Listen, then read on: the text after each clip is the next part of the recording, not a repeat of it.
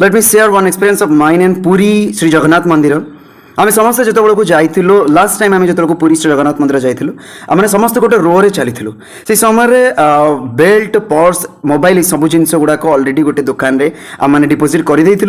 भीतर को गला बेलू मो पाखे कैश नाला तो से जिते भगवान दर्शन हुए से आखिरे आखि मिसीगला ऑटोमेटिकली लुह तो झरे खुशी लगे लगे सत्य जमी गोटे अपूर्व आनंदर समाहार है अनुभव हुए निज हृदय मध्य किंतु एट द सेम टाइम जिते को प्रसाद मो हाथ को बढ़ेली से गोटे पंडा अच्छा पूजारी बा कौन मु कहीपरि बट आमे जानू जे ब्राह्मण मान समाज सबुठारु अधिक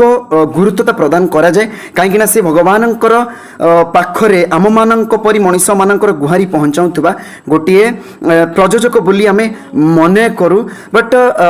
मुझे एमती हाथ देखी सी मते just gave me this kind of look पैसा पैसा काढ़ पैसा काढ़ पैसा नदेले पादुका मिलबनी पैसा काढ़ पैसा this kind of behaviour just think means भगवान को पाखरे पादुकार मूल्य भी कौन एते महंगा सीरियसली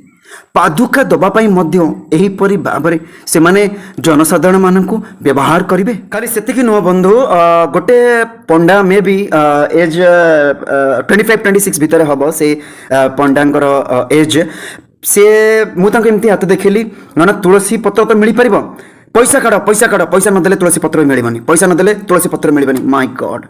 लिटराली जस्ट थिंक एई जगह आमे काहाकू दोष देबा मीन्स जड़े मनीष निजर पाखरे पर्सटा नहीं कि जाइनी बोली एत परिमाणर जिनस ताको फेस करा पड़ा जे सी पादुक तो दूर कथा तुलसी पत्र टिके भी पाइला नहीं या छड़ा आपण मैंने आम आनंद बजार स्थिति तो जानी आ कौन बा कहबे ऑटो ड्राइवर रिक्शा ड्राइवर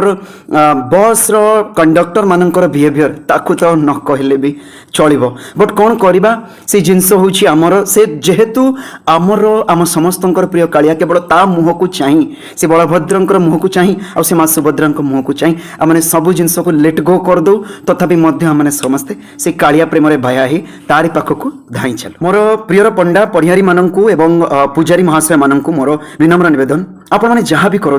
करंतु किंतु एमिति भक्त मानकर हृदय को कुठाराघात हेला परि कोनोसी कार्य करंतु नाही काहेकि ना आपण माने